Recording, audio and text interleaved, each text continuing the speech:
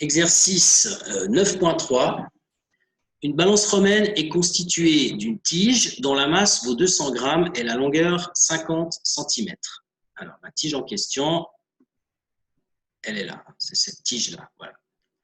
Donc, 200 grammes et 50 cm de long. Cette tige peut tourner autour d'un axe horizontal situé au 10e de sa longueur. Donc, l'axe, il est ici. Ça veut dire que là, en termes de longueur, vous avez 1/10 de la longueur, et donc là, vous avez le reste, c'est-à-dire 9/10. Cette partie-là à gauche, à droite. Pardon. À l'extrémité du petit bras, c'est-à-dire ici, là à l'extrémité, est suspendu un plateau de 850 grammes. Donc le plateau, c'est ce qui est représenté par le triangle, en fait, ici. Sur le long bras coulisse un contrepoids, on voit ici, de 125 grammes. Donc, il coulisse, on peut le faire bouger à gauche, à droite, pour équilibrer la balance. Ce bras est gradué et la position du contrepoids qui réalise l'équilibre renseigne sur la masse d'un objet placé dans le plateau. Vous savez, là, vous avez un objet qui est dans le plateau. La tendance du plateau avec l'objet, c'est de faire basculer la balance dans le sens inverse des aiguilles d'une montre. En bougeant ici le contrepoids, lui, a tendance à faire tourner dans l'autre sens. Et l'idée, donc, c'est d'équilibrer tout ça de manière à ce que la barre soit horizontale et donc à l'équilibre. Alors, première question, à quelle distance de l'axe faut-il placer la graduation 0? C'est-à-dire, en fait, quand il n'y a pas d'objet ici, il y a un poids nul pour l'objet, mais il y a quand même le poids du plateau. Faire attention. Eh bien, le contrepoids, il devra équilibrer le poids du plateau, en quelque sorte. Et donc, la question, c'est quelle distance de l'axe, l'axe étant ici, est-ce qu'il faut placer la graduation du 0? Et puis ensuite, quelle distance y a-t-il entre les graduations 0, 100, 200, 300, etc. La dernière question, ce sera quelle est la plus grande masse qui peut être mesurée avec cette balance? La plus grande masse, évidemment, c'est quand on va mettre le contrepoids le plus au bout possible, c'est-à-dire ici. Quand on le met le plus au bout, on va pouvoir déterminer quelle est la masse qu'on peut mettre dans le plateau ici. Alors, allons-y par étapes. Commençons par la question A. J'ai donc fait ici un schéma dans le corrigé que je vous ai envoyé, avec plus de détails concernant les choses en question. Donc, tout d'abord, vous avez… Voilà. Donc, tout d'abord, vous avez la tige que je vais dessiner en bleu, là, ici, la tige qui est là, qui a une certaine longueur L, ici. Et vous avez l'axe de rotation que j'appelle le point O, ici. Alors, cette tige de longueur L, eh bien, il va falloir… il y a plusieurs forces qui agissent sur elle. Alors, qu'est-ce qu'il y a comme force? Il y a tout d'abord, évidemment, le poids de la tige. Alors, le poids de la tige, c'est une grandeur, une force, en fait, qui s'exerce au milieu de la tige. Donc, on la dessine ici au milieu de la tige et je l'appellerai PT pour poids de la tige. Donc, elle est au milieu. On connaît les distances, on a tout ce genre d'informations. Donc, on peut savoir où elle agit par rapport au point de rotation, à l'axe de rotation O, c'est-à-dire quel est son bras de levier que je vais appeler D'. Mais je parlerai tout à l'heure des bras de levier. Alors ensuite, qu'est-ce qu'il y a? Eh bien, de manière globale, vous avez donc le poids du plateau que j'ai appelé PP, poids du plateau. Et puis, vous avez, si vous mettez un objet dans le plateau, vous avez en plus le poids de l'objet. Alors, pour l'instant, dans la partie A, le poids de l'objet, on mettra 0, parce qu'on considère qu'il n'y a pas d'objet, puisqu'on cherche la graduation 0. Donc, la graduation 0, c'est quand il y a un objet de masse 0, c'est-à-dire pas d'objet. Et puis, ce qui reste encore, c'est le contrepoids, qui, lui, agit ici, puisque je l'ai placé On verra après à une certaine distance que j'appelle x. Il reste une dernière force, hein, parce que quand vous regardez toutes ces quatre forces, ce sont que des poids, donc ce sont que des forces qui sont dirigées verticalement vers le bas. Pour que la tige soit en équilibre, je vous rappelle qu'il y a deux conditions d'équilibre. La une, c'est somme des forces extérieures égale 0. Donc il faut qu'il y ait une autre force qui agisse dessus et qui compense ces quatre-là. Cette force, c'est évidemment la force de soutien qui est verticale vers le haut, qui agit quand vous tenez la tige. Donc ici, je devrais rajouter S soutien. Bon, je ne l'ai pas mise, vous allez tout de suite comprendre pourquoi. Hein. Alors, ces quatre forces, ces cinq forces, pardon, d'après la condition d'équilibre numéro 1, la somme de ces forces, somme des FI, on va l'appeler, égale 0. Bon, il se trouve que ici, dans notre problème, celle-ci, elle n'a pas beaucoup d'intérêt. Pourquoi? Parce qu'il y a une deuxième loi d'équilibre, que je vais écrire en vert, qui est la CE2, condition d'équilibre numéro 2, somme des moments de force égale 0. Et les moments de force, ils dépendent des forces, mais ils dépendent aussi de l'endroit par rapport auquel on détermine ces moments de force. Puisque, je vous rappelle que le moment de force, c'est une grandeur qui représente l'efficacité d'une force à faire tourner un objet qui subit cette force, justement, autour d'un point haut. Et donc, ça va dépendre du point haut qu'on choisit. Alors, le point haut, en fait, on peut le choisir absolument comme on veut. Hein. Il n'y a aucun problème, on peut le choisir n'importe où. Je pourrais le prendre ici si je veux, je pourrais le prendre là, je pourrais le prendre là. Mais on va le prendre ici. Parce que, évidemment, l'idée, c'est qu'il y a une partie du poids qui fait balancer la balance justement dans un sens, et puis l'autre partie du poids qui fait balancer dans l'autre sens. Et tout ça, ça tourne par rapport à ce point haut. Donc, c'est assez légitime de choisir ce point haut à cet endroit-là. Et donc, pardon,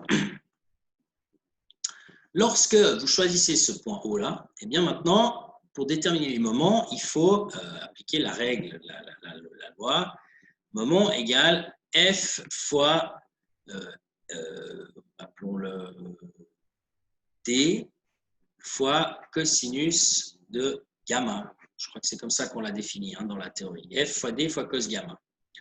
Où gamma, c'est l'angle qu'il y a entre la direction D et F. Mais ici, la tige, elle est censée être horizontale et puis toutes les forces sont verticales. Donc, on n'aura que des angles droits. Hein. Vous voyez ici, là, il y a un angle droit, là, il y a un angle droit. Puis même ici, par rapport à l'horizontale, il y a un angle droit et même la force de soutien. Et puis, ce qui reste là-dedans, il reste le bras de levier. Enfin, pas le bras de levier, la distance. Et nous, on avait défini tout cet ensemble D fois cos gamma comme étant égal à L. Et puis L, c'est ce qu'on appelle le bras de levier. Alors, ici, comme l'angle, il est tout le temps égal à 90 degrés, le cos de 90 degrés, ça fait 1. Et donc, du coup,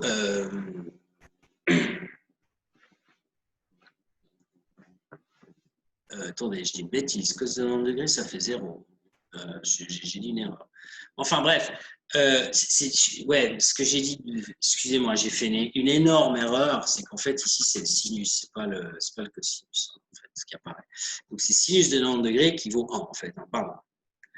Bref, ce qui compte c'est qu'on a ici le bras de levier, et quand on regarde le bras de levier, je vais dessiner sur le schéma en vert, hein, le bras de levier de la force de soutien, étant donné qu'elle agit sur cet axe de rotation, eh bien, le moment de la force de soutien, c'est la force de soutien fois 0. Donc, le moment est nul. Donc, il y a un avantage à choisir ce point, en plus du fait que concrètement, ça tourne autour de ce point, c'est que la force justement qui nous échappe, et qui est donc la force de soutien, pour la déterminer, il faudrait utiliser la première condition d'équilibre, somme des forces égale 0. Et donc, pour se débarrasser de ça, en fait, si on choisit le point haut pour déterminer les moments, justement là où s'applique la force de soutien, du coup, on obtient que le moment de la force de soutien est égal à 0, puis du coup, on n'a pas besoin de la déterminer, cette force de soutien. Donc, c'est la raison pour laquelle je ne l'ai pas mise dans la liste ici. bien qu'elle existe, hein, bien sûr. Mais c'est parce qu'elle n'existe pas du point de vue enfin, elle existe, mais elle n'est pas intéressante du point de vue des moments de force. Donc, du coup, qu'est-ce qui va se passer? Alors, nous, on veut écrire… Ah oui, je m'excuse, je n'ai pas fini en fait. Donc, ce que je dois faire maintenant, c'est représenter les différentes distances. Donc, vous avez par exemple ici le contrepoids qui agit à cette distance ici que j'appelle X. Pour ce qui est du poids de la ', qui, je vous rappelle, agit au milieu de la tige, eh bien, le milieu de la tige, il va falloir calculer, mais ça se trouve à une distance que j'ai appelée D', ici. Ça, c'est le milieu de la tige. C'est-à-dire que là, il y a la moitié, et puis là aussi, il y a la moitié. Et puis maintenant, de l'autre côté, alors qu'est-ce qu'il me reste comme couleur? Je vois qu'il me reste un petit peu de rose, voilà. Eh bien, vous avez cette distance-là. Si on met l'objet au milieu du plateau, on va considérer que le poids de l'objet et le poids du plateau agissent au même endroit, en fait, hein, et donc ces deux ont le même bras de levier qu'on appellera D. Et ce D, on le connaît hein, parce que c'est la longueur entre ce point et ce point, et cette longueur-là, c'est le 1/10 de la longueur totale. Donc en fait, les distances, on les connaît à peu près toutes. Enfin, on ne les connaît pas toutes, mais on va pouvoir les calculer assez facilement. D, c'est facile à calculer. D', ça va être assez facile aussi. Et puis, ce qui va rester, c'est X. Et puis, justement, X, c'est ce qu'on cherche. Hein, puisqu'on cherche à quel endroit est-ce qu'il faut mettre le contrôle. Alors, avant donc d'attaquer le sujet, je réponds à Mathéo. En fait, j'ai pas compris ce que ça signifie, que c'est gradué.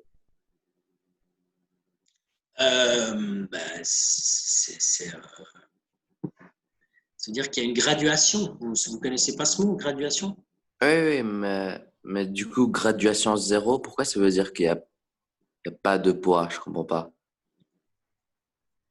Eh bien, si vous ne mettez pas… alors, attendez, je vais vous faire un petit dessin là-dessus. Voilà. Vous avez la balance. Imaginons cette balance qui est comme ça. Puis, l'axe de rotation, vous le mettez ici. Vous mettez le plateau dedans, ici, comme ça. La balance ici, elle subit deux forces en l'état. Elle subit une force qui agit au milieu, ici, qui est son poids. Oui. Et puis une autre qui est le poids du plateau, ici. D'accord? Rien ne vous dit que le poids de cette partie de la tige et le poids du plateau crée un moment qui va comme ça. Et puis de l'autre côté, vous avez la tige. Cette partie-là de la tige, elle crée un moment qui va comme ça. Rien ne vous dit que ces deux moments sont égaux. Parce qu'il faudrait que le plateau ait une masse bien particulière pour que ça s'équilibre par nature. Donc, comme a priori ça ne s'équilibre pas par nature, ce qu'on fait, c'est qu'on rajoute un petit contrepoids que je vais dessiner en vert ici. On va rajouter un petit contrepoids. Et puis, si par exemple, je le mets ici, non, en vert, j'ai dit. Voilà. Si je le mets là, le contrepoids, dans ce cas-là, je rajoute une force ici. Et donc, en fonction de où je mets le contrepoids, je peux équilibrer le plateau. C'est-à-dire, quand je dis équilibrer le plateau, ça veut dire faire en sorte que la tige soit horizontale. C'est comme ça qu'on mesure l'équilibre, c'est quand la tige est horizontale. Donc ça, c'est la condition, c'est d'obtenir une tige qui est horizontale. Donc l'idée, c'est de savoir où il faut mettre ce contrepoids pour équilibrer le plateau. Et comme il n'y a rien dans le plateau, ce sera le 0. Ce sera marqué 0 g, parce que ça veut dire qu'on mesure 0 g en fait. Donc il faudra le noter sur la tige où il faut mettre le contrepoids pour obtenir l'équivalent, pour équilibrer 0 g en fait. Et après, si vous rajoutez un objet dedans qui fait, je sais pas moi, qui fait 100 grammes, Hein. Si vous rajoutez 100 grammes ici, vous allez rajouter un poids. Donc forcément, il faut déplacer votre contrepoids ici, et donc peut-être que vous allez le mettre ici. Il y aura toujours la même force ici, donc il n'y aura plus celui-là, hein, puisqu'il se sera déplacé ici. Et puis, dès que vous avez trouvé la position d'équilibre, si celui-là il a une masse de 100 grammes, eh bien, la graduation ici, ce sera de 100 grammes. Donc, c'est ça qu'il faut faire. Il faut établir la graduation. Ah, donc c'est égal le contrepoids et le poids en fait. Non. Non. Mais vous avez dit qu'ils étaient les deux égales à 100 grammes, non? Non, je n'ai pas dit ça. Non, non. J'ai dit le poids, il vaut ce qu'on appelle la masse ici. Si vous mettez une masse de 100 grammes, le contrepoids qui, lui, a un poids bien particulier, je ne sais plus combien c'est dans la donnée, c'est pas 250 grammes. C'est 125. Autant pour moi. Alors, 125, voilà. Donc, lui, il a 125. Mais l'idée, c'est qu'il faut équilibrer les moments de force. Donc, en fait, la distance là, Oui. eh ben, là où vous devez mettre le contrepoids, ici, il faudra écrire que c'est là qu'il faut placer le contrepoids pour équilibrer une masse de 100 grammes. Donc, ça c'est une écriture, ça, ce que j'ai mis là. Ça, c'est l'écriture 0 g, ça, c'est l'écriture 100 grammes. Sur la barre, ici, il faudra l'écrire. Puis à la fin, vous avez une barre qui est comme ça. Hein. Vous avez une barre ici. Et puis, vous avez, si on regarde un peu les choses en grand, avec l'axe de rotation ici, puis là, c'est écrit 0, puis là, c'est écrit 100, puis là, c'est écrit 200, etc., 300. Vous voyez? Oui. Une écriture. Puis vous, en tant qu'utilisateur de la balance, vous avez votre contrepoids ici, puis ce contrepoids, vous pouvez le bouger, en fait. Donc, vous allez le faire coulisser, glisser sur la balance. Oui. Je ne sais pas si vous avez compris ce que je voulais vous dire. Oui. Qu'est-ce qui vous échappe? Je ne comprends pas ce qui vous échappe, en fait. Mais je comprends pas vraiment. Enfin, genre, c'est surtout la dernière phrase de la consigne, en fait. Genre. La position du contrepoids qui réalise l'équilibre renseigne sur la masse d'un objet placé dans le plateau. Je comprends pas vraiment ça.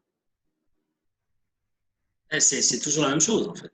Donc, je vais essayer d'une autre manière. Alors, admettons, on va faire autrement. Peut-être si je prends le problème à l'envers, peut-être vous pigerez mieux. Ah, j'ai effacé la ligne. C'était pas très bien. Alors, bon, la tige, je la dessine comme ça. Voilà. Le but, c'est d'avoir la tige qui est horizontale, d'accord? On est d'accord avec ça. Alors, si votre plateau il est vide, et que vous n'avez pas de contrepoids, Oui. Probablement que le truc il va descendre là, si le plateau il a un poids assez important. Et si c'est la tige qui est assez importante, et ça m'étonnerait que ça va se passer comme ça, eh bien, ça bascule dans ce sens-là. Oui. Alors, ça ne va pas se produire en fait. On choisit une masse du plateau assez importante pour que ça bascule dans ce sens ici.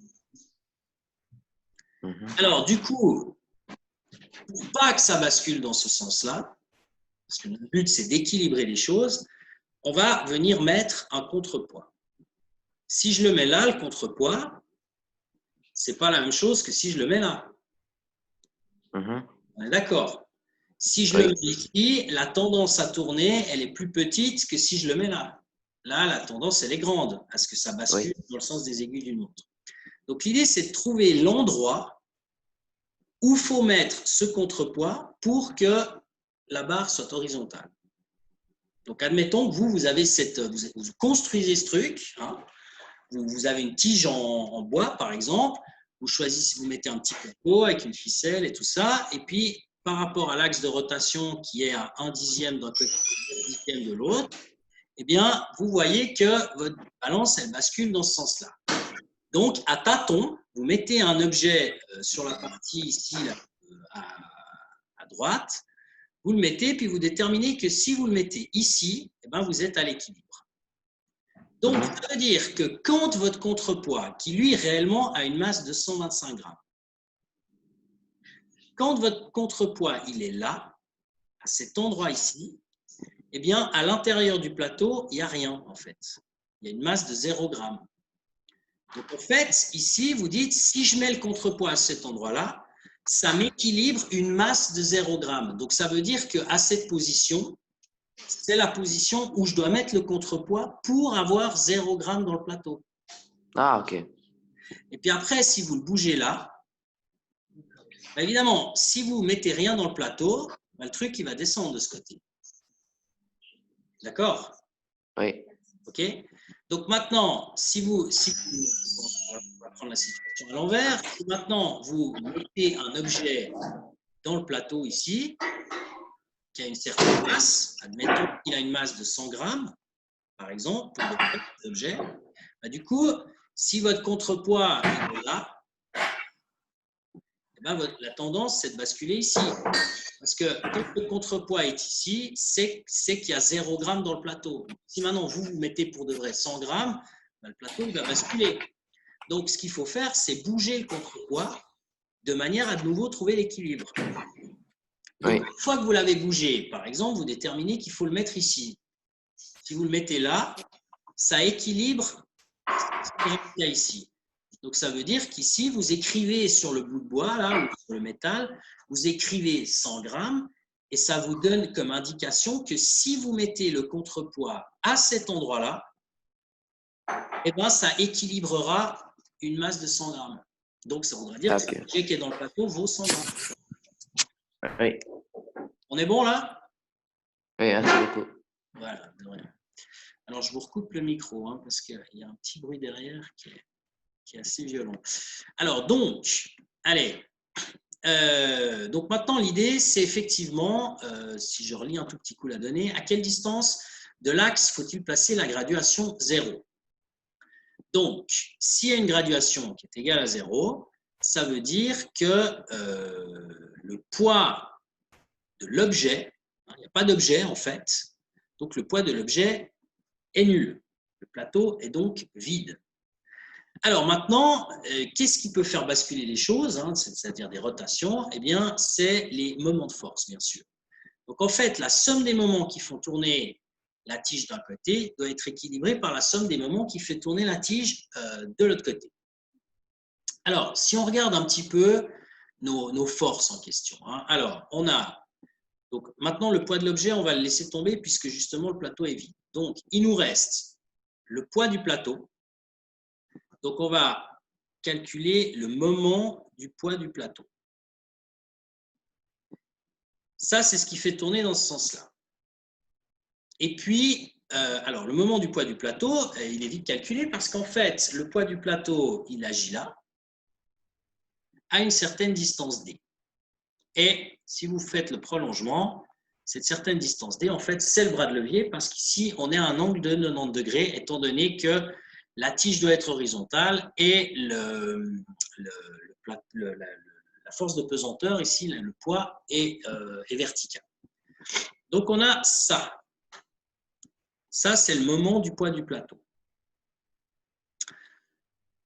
Pour information, le moment qui n'existe pas dans ce cas de figure, hein, le moment du poids de l'objet, hein, quand il y aura un objet, ben, ce sera le poids de l'objet, qu'on appelle PO, fois le même bras de levier D. Hein, c'est ce que j'ai marqué ici. Mais comme nous, on considère que le poids de l'objet est nul puisqu'il n'y a pas d'objet, eh ben, ce terme, il va dégager. Et donc, finalement, le seul qui reste, c'est celui qui est entouré en jaune, là, en fait. Voilà, ici. Donc ça, c'est le moment qui fait tourner dans c'est la somme des moments, en fait, il n'y en a qu'un finalement, qui fait tourner dans le sens inverse des aiguilles d'une montre. Et donc, si la balance est en équilibre, eh ben, elle doit être justement équilibrée par tous les autres moments. Alors, qu'est-ce qu'il y a comme autre moment? Ben, il y a par exemple le moment de la tige, PT. Donc, PT, lui, c'est un moment, c'est vertical, et la tige, en fait, donc le poids de la tige s'applique au milieu. Et donc, au milieu, ben, c'est à une certaine distance que j'ai appelée ici dans le problème D'. Donc, D', c'est le bras de levier du poids de la tige par rapport au point O, en fait, hein, ici. Donc ça, c'est quand même à calculer. Hein. C'est facile à le faire, mais pour l'instant, on ne l'a pas encore, cette donnée. Et puis, il reste une dernière chose, c'est le poids du contrepoids, justement. Donc, le poids du contrepoids, il s'applique ici, c'est PC, et il va falloir le placer, ce contrepoids, à une certaine distance que j'ai appelée X, qui n'est pas connue. C'est justement la distance où il faudra placer l'indication qu'il y a 0 g. C'est justement ce qu'on cherche, en fait, c'est ce X. Voilà. Alors, faisons quelques calculs. Donc, ce terme, il tombe. Le poids du plateau, ben, c'est la masse du plateau fois G. C'est ce que j'ai marqué ici. Le poids de la tige, c'est la masse de la tige fois G. C'est ce que j'ai marqué ici. Et puis, le poids du contrepoids, c'est la masse du contrepoids fois G. C'est ce que j'ai marqué ici. Donc, vous voyez que des G, il y en a partout. Ici, là et là. Et on peut donc les simplifier. On peut diviser par G. Petite parenthèse, si vous vous souvenez, quand je vous ai présenté la notion de masse, je vous avais parlé de la masse pesante qu'on pouvait obtenir grâce justement au plateau, hein, justement à la balance à plateau. Et puis, je vous avais parlé aussi de ce qu'on appelle la masse inerte, hein, qui est celle qu'on obtient en percutant, par exemple, un objet avec un autre, puis un échange de vitesse. C'est ce qui nous avait amené à la notion de quantité de mouvement et surtout de conservation de la quantité de mouvement. Et bien, une des remarques par rapport à cette masse pesante, c'est qu'il fallait, pour pouvoir faire la mesure, être sur un astre, c'est-à-dire qu'il fallait qu'il existe une gravitation. On ne pouvait pas faire cette mesure en apesanteur, ou en impesanteur, comme on dit depuis quelques années, c'est-à-dire dans l'espace, par exemple en orbite. Hein, ce n'est pas possible de faire cette mesure, parce qu'il faut qu'il y ait un G dans la formule. Mais par contre, le G, comme il se simplifie dans les calculs, on pouvait faire cette mesure de manière identique quand même, qu'on soit sur la Lune, sur Mars, sur la Terre ou n'importe où ailleurs, sauf il faut toujours qu'il y ait une gravitation. Bon, bref. Alors, nous, on en est là. On a écrit donc cette formule ici. Alors, qu'est-ce qu'on en fait maintenant? Eh bien, on va regarder la suite. Je vous rappelle que nous, ce qu'on veut, c'est le X dans cette histoire. Hein. Alors, pour obtenir le X, ben, ce que je fais, c'est que je passe ça de l'autre côté. Donc, il me reste MP fois D, masse du plateau fois D, moins la masse de la tige fois D', et le tout, je vais donc le diviser par MC, hein, qui est ici. Donc là, on a fait plusieurs étapes d'algèbre en un seul coup. Et ce qui nous reste, c'est X. Donc maintenant, il faut juste se renseigner sur les différentes choses. Hein. Alors, est-ce qu'on connaît la masse du plateau? La masse du plateau, elle est de 850 grammes. Ah ouais, ben j'ai marqué ça ici. Hein. OK. Alors, la masse du plateau, 850 grammes, c'est quelque chose de connu. Attendez, je vais tout effacer. Voilà. Masse du plateau, 850 grammes, c'est bon. Alors, est-ce qu'on connaît la masse de la tige? Oui, la masse de la tige, c'est 200 grammes. Donc ça, c'est OK, on connaît. Et puis, la masse du contrepoids, c'est 125 grammes. Donc ça aussi, c'est une donnée qui est connue. Alors maintenant, ce qui reste, c'est les deux distances D et D'. Alors, D, je vous rappelle ce que c'est. Hein. D, c'est la distance ici, à gauche. Cette distance D, c'est 1/10, hein, puisque c'est écrit dans la donnée. Cette tige peut tourner autour d'un axe horizontal situé au 10e de sa longueur. Donc, étant donné que le point O, il est là, eh bien, là, il y a 1/10. Donc, la longueur étant de 50 cm. Donc, 50 cm, si vous prenez 1/10, ben, c'est 5 cm. Donc, la distance D, c'est 5 cm. Alors, OK, je crois que je l'ai marqué là. Voilà. Ouais. Voilà, la distance D, c'est 5 cm. Alors maintenant, la distance des primes. La distance des primes, qu'est-ce que c'est? La distance des primes, qui est ici, c'est la distance de ce point ici. Et ce point, il correspond à la moitié de la tige. Donc là, vous avez la moitié, et puis là, vous avez aussi la moitié. C'est la moitié de la longueur de la tige. Alors, comment déterminer cette distance D, hein, ici, qui nous intéresse? Ça, c'est la distance qui est entre là et là.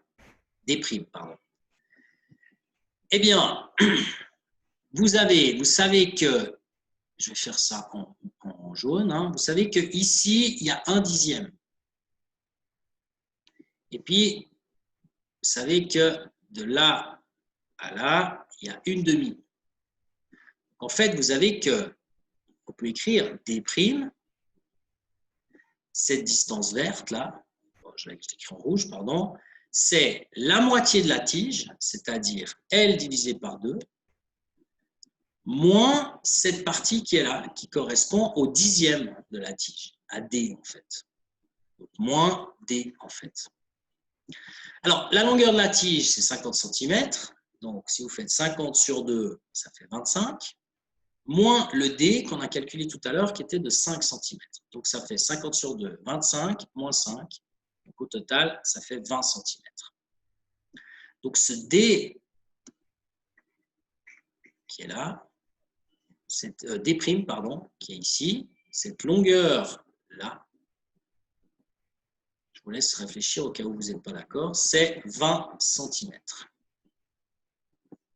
Alors, ça c'est ce que j'ai marqué ici. Hein. D' égale 20 cm. Alors maintenant, toutes ces grandeurs, on les balance dans la formule qu'on a établie juste avant. Et puis on trouve donc, la formule elle est là, hein, ici. Et donc on trouve la réponse x égale 2 cm. Hein, donc on injecte toutes ces grandeurs-là, là-dedans, et puis on fait le calcul. Et donc on obtient cette réponse qui est donc de 2 cm. Donc ça veut dire qu'il faut mettre le zéro de la graduation à 2 cm du milieu. Donc pas du milieu, du point haut. Donc pour reprendre tout à l'heure ce que nous disait, ce dont on parlait avec Mathéo, hein, par rapport à sa question, vous avez donc le plateau qui est ici, voilà, et puis l'axe de rotation qui est là. Alors, si là, vous avez le poids du plateau. Là, vous avez le poids de la tige. Et puis, donc, s'il n'y a que ça comme situation, ben, ça bascule dans ce sens-là. Donc, en fait, pour éviter qu'il y ait cette situation, on place un contrepoids ici, à une distance ici de 2 cm. Et quand on met ce poids à 2 cm, eh bien, dans ce cas-là, on est à l'équilibre, c'est-à-dire que la barre est horizontale. Donc, il faut ces 2 cm. Et si on place le contrepoids là, ça veut dire que là, il y a un objet de 0 g. Donc, en fait, il n'y a pas d'objet. En fait, c'est ça que ça veut dire. Voilà pour cette première partie. Alors, ensuite, je n'ai pas regardé s'il y avait des questions. Mais il n'y en a pas, vraisemblablement. OK. Alors, il n'y a pas de questions. Donc, on continue avec la partie B ici. À quelle distance y a-t-il entre les graduations 0, 100, 200, 300, etc. etc. Alors, allons-y. J'étais un petit peu fort là, pardon. Voilà. Donc maintenant, je réécris l'équation que j'avais écrite tout à l'heure, c'est-à-dire celle qui parle de la somme des moments. Maintenant, admettons que je mette 100 grammes dans le plateau. Donc, dans ce cas-là, si je mets 100 grammes, il n'y aura plus, hein, ça ne sera plus d'actualité, le poids ne sera plus nul, le poids de l'objet. Et donc, je dois prendre en compte le moment de ce poids de l'objet, qui est, comme je vous l'ai dit tout à l'heure, le poids de l'objet, PO, fois la distance D qu'il y a ici, qu'on a établie comme étant égale à 5 cm. Donc maintenant, je réutilise cette équation, mais sans utiliser le poids de l'objet qui est égal à 0. Alors, qu'est-ce qui me reste? Alors, on en est là. C'est la même équation, c'est celle-ci. Là. Alors, encore une fois, le poids de l'objet, c'est la masse de l'objet fois G. Donc, j'ai remplacé ici MOG. Ça, on l'avait déjà fait avant, ça aussi, ça aussi. Donc, ce qui reste là, si je divise par G, encore une fois, je peux simplifier les G, ici, ici, ici, et je me retrouve avec cette équation-là. Dans cette équation, maintenant, ce que je cherche, c'est quoi? C'est toujours la position X, en fait. C'est en fait la position, quelle doit être la position X pour M0 égale 100 grammes. C'est ça que je veux maintenant. C'est savoir où je dois placer le contrepoids, et le où, c'est justement ce qu'on appelle la position X, par rapport à justement une masse, en fait, ici, qui serait n'importe laquelle, mais en l'occurrence, moi, je veux celle où il pour 100 grammes. Je vous remontre encore une dernière fois le schéma, enfin, je ne sais pas si c'est une dernière fois, mais ici, le contrepoids, il est à la position X, par rapport au point de rotation O qu'il y a ici. Donc, c'est vraiment ça, notre inconnu ici. Alors, isolons donc X de cette affaire. Donc là, vous voyez qu'il y a D qui apparaît ici et là. Donc, en fait, une fois, ça multiplie M0. Et puis, une fois, ça multiplie MP. Donc, je le mets en évidence ici, mise en évidence. Et puis là, il reste donc MT fois D' qu'on retrouve là. Et puis MC fois X qu'on retrouve là. Donc maintenant, je vous ai dit, mon but, c'est de trouver X. Donc ça, je le passe de l'autre côté.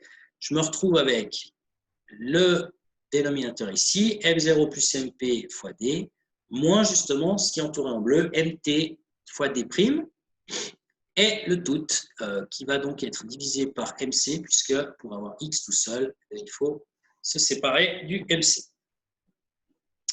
Et donc maintenant, je peux calculer le X, en fait, dans cette histoire.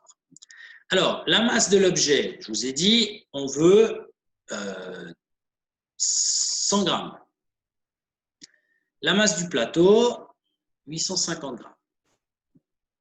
D, c'est la distance à gauche. On avait calculé, c'est 5 cm. La masse de la tige, c'est 200 grammes. Et le D', donc c'est-à-dire la position du centre de gravité par rapport au point de rotation, c'est 20 cm. Donc, ici, je fais juste une petite parenthèse. On n'est pas dans les unités officielles. Les masses, j'ai choisi de tout garder en grammes. Tout s'annule, en fait. Et puis, les distances, je les mets toutes en centimètres. C'est cohérent parce que si tout est en grammes et tout est en centimètres, eh bien, ça fonctionne, en fait, cette histoire. Le tout divisé par la masse du contrepoids qui, elle, est connue, 125 grammes. Donc là-dedans, on connaît tout, on fait le calcul et on trouve que ça fait 6 cm. Donc ça veut dire que le X, il doit être égal à 6 cm pour équilibrer une masse de 100 grammes. Alors maintenant, rappelons-nous la question quand même. La question, c'était quelle distance y a-t-il entre la graduation 0 et 100 grammes? Alors, si je fais un tout petit dessin, encore une fois, vous avez donc votre tige qui est ici, avec l'axe de rotation qui est ici, et nous, on a déterminé que le 0, il faut l'écrire là, c'est-à-dire à une distance là de 2 cm. On avait x égale 2 cm. Maintenant, on a fait un nouveau calcul. Quand on met un... je n'ai pas dessiné le plateau, mais il est là. Voilà.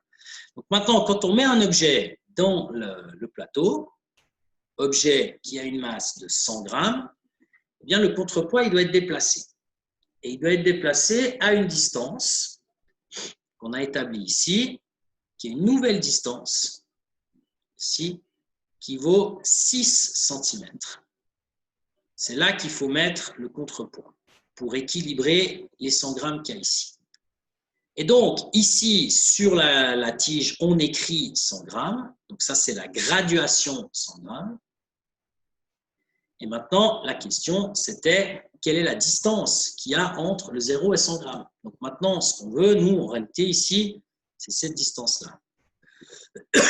Donc évidemment, cette distance-là, bah, c'est 6 cm moins les 2 cm, c'est-à-dire en réalité 4 cm. C'est ça le truc. Ça, c'est ce que j'ai fait dans mon corrigé ici. Là, voilà. Donc, comme je redis, hein, comme le 0 est à 2 cm, ça c'est ce qui vient de la partie A en fait, eh bien, et que ici, donc, on a trouvé que la position doit être à 6 cm de l'axe de rotation. Donc, du coup, il y a 4 cm entre le 0 et le 100 grammes. Alors, les questions, c'est après pour le 200 grammes, pour 300 grammes, etc. etc. Bon, on peut faire le calcul aussi. Hein. Prenons 200 grammes. Si on prend 200 grammes, on prend la même formule. Je vais essayer de vous la mettre sous les yeux là. Voilà, la même formule, mais cette fois on change. Hein. Au lieu de mettre masse de l'objet qui était 100 grammes, comme tout à l'heure, 100, on met 200. Tout le reste, c'est kiff-kiff. Hein. Vous voyez, c'est la même chose. C'est les mêmes valeurs. Hein. Tout est pareil. Bah, si vous faites les calculs, vous trouvez 10 cm. Donc, encore une fois, vous faites 10 cm moins les 2 qui correspondent au 0. Et puis, ça fera 8 cm depuis le 0. Donc, ça veut dire qu'en fait, vous aurez le 0, le 100 grammes, le 200 grammes. Hein, ça, c'est des grammes ici, comme ça. Et les distances, bah, ce sera par rapport à l'axe de rotation, hein, ici. Donc là, c'est le point haut, ce n'est pas le 0, hein, en fait. Bah, là, il y a 2 cm. Là, il y a 4 cm, ce qui fait que là, vous êtes à 6 cm. Puis là, il y a de nouveau 4 cm. Quand vous faites 4 plus 4 plus 2, ben, ça fait 10. Puis c'est bien les 10 qu'on a trouvés ici. Vous pourrez faire avec 300. Hein, vous enlevez ici 200. Vous mettez 300 à la place. Je vous prédis qu'on va trouver 14. C'est ce que je pense. Et donc, quand on fera 14 moins les 2, ils sont toujours la même chose, hein, la position du 0. 14 moins 2, ça fait 12. Et puis donc 12 cm, ça veut dire que tous les 4 cm, eh bien, on équilibre de 100 grammes. En fait, c'est ça que ça veut dire. Voilà pour la partie B. Et puis donc maintenant, il reste la partie C. Quelle est la plus grande masse qui peut être mesurée avec cette balance? Eh bien, du coup, comme on a dit, tous les 4 cm, c'est 100 grammes. Donc en fait, on va regarder quelle est la distance disponible ici. Hein, ici, quelle est cette distance disponible pour voir jusqu'où on peut venir placer le contrepoids. C'est-à-dire quand on le place à l'extrémité ici, qu'est-ce qu'on peut faire en fait? Alors, ça, c'est ce que j'ai fait là. Ah ben, il y a tout qui tient sur une page. Voilà. Alors, je reprends la formule que j'avais simplifiée ici, qui est ici, celle-là, qui est donc toujours vraie.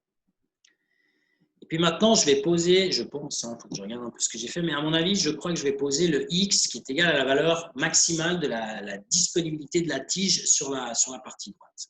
Donc, je vais d'abord commencer par réécrire tout ça. Pour la réutiliser, c'est ce que j'ai fait là en bas. Là, c'est pas tellement en bas, ici, là. Voilà. Hop. Alors, la masse maximale qui peut être mesurée, elle correspond au X maximal. Donc, on veut maximiser ce X ici. Et quel est ce X maximal? Eh bien, pour ça, il faut de nouveau géométriquement raisonner un petit coup en allant regarder ce qui se passe ici. Donc, le X maximal, c'est la distance que je vais dessiner en rouge, c'est cette distance-là. Cette distance, c'est en réalité, on la connaît, c'est 9 dixièmes.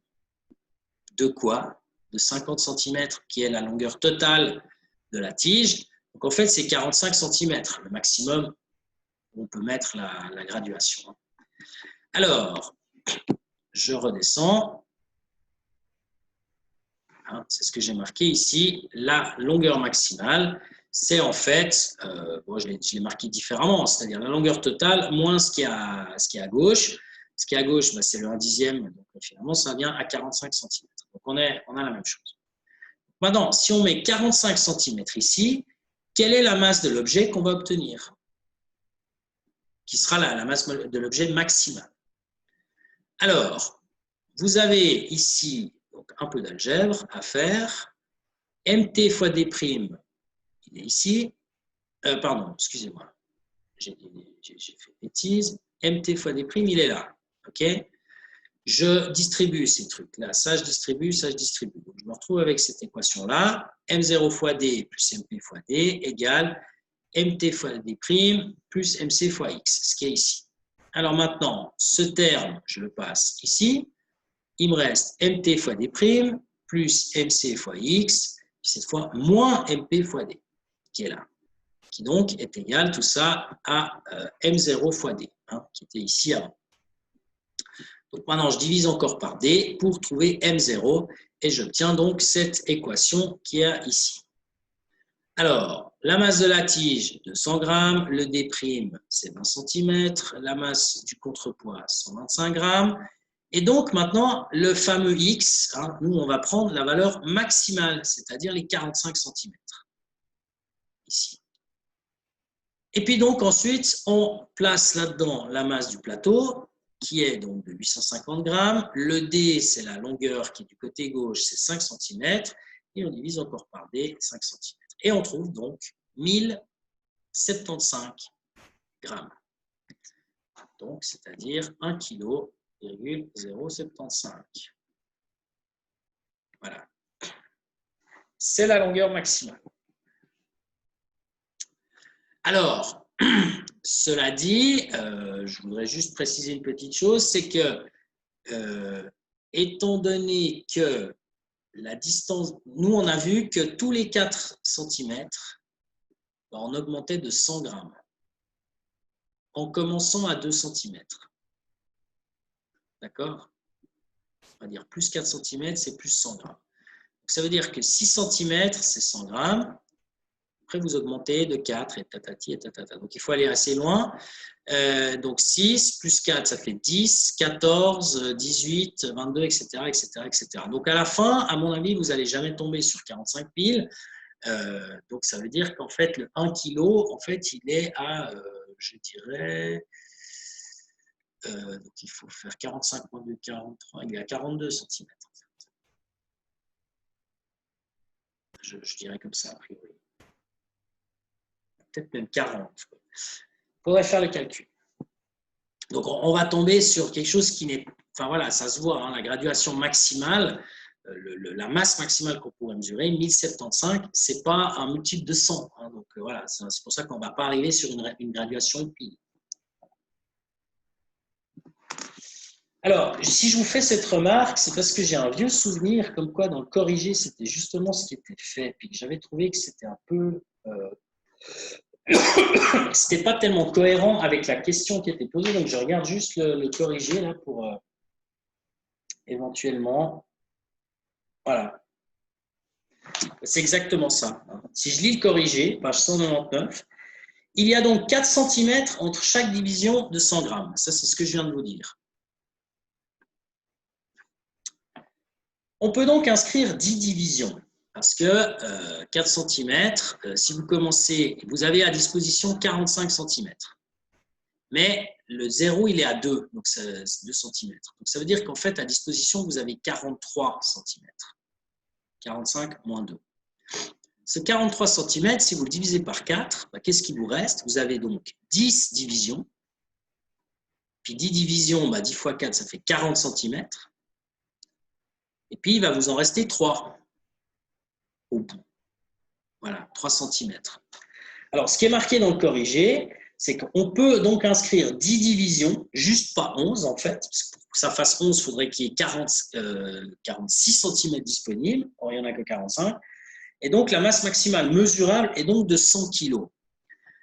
C'est pas vrai, c'est pas 100 kg, c'est 100 kg si on veut être pile sur une graduation de 100 grammes. Mais si on met des graduations intermédiaires, on peut aller encore plus loin puisqu'il nous reste justement 3 cm. Donc, en réalité, la vraie réponse, c'est 1075 grammes. 1 kg et 75 grammes.